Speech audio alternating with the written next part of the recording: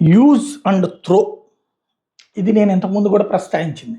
రాజకీయాల్లో అట్లాగే ఉంటుంది, మీడియా వ్యవహార శైలి కూడా. వివేకానంద రెడ్డి గారి హత్య కేసు వాస్తవంగా 5 ఏళ్ల క్రితం జరిగింది.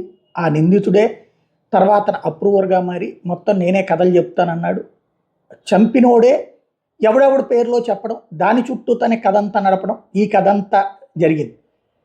ఎన్నికలు వచ్చేటప్పుడు కరెక్ట్గా దాన్ని వాడారు పెద్ద ఎత్తున షర్మిల, సునీత. చివరికి వీళ్ళు యువతల కోర్టులకు వెళ్ళడం, దాన్ని మాట్లాడకూడదని చెప్పడం, అయినా మాట్లాడటం, దాని మీద కోర్టు ధిక్కారం కేసు. ఆ తర్వాత అసలు ఇది మాట్లాడకూడదని ఎట్లా అంటారంటూ తాజాగా సుప్రీంకోర్టు ఆర్డర్లు వేయటం, ఇవన్నీ జరిగిపోయినాయి. సీన్ కట్ చేస్తే ఇప్పుడు నిన్ననే అలాంటి ఆర్డర్ కూడా వచ్చింది కదా. మొన్ననగా ఇప్పుడు ఎవరూ మాట్లాడట్లేదే. షర్మిల మాట్లాడట్లా, సునీత మాట్లాడట్లా, చంద్రబాబు మాట్లాడట్లా, లోకేష్ మాట్లాడట్లేదు, పవన్ కళ్యాణ్ మాట్లాడట్లేదు, వాళ్ళ మీడియా మాట్లాడట్లేదు. వాటి మీద వార్తలు ఆగిపోయాయి.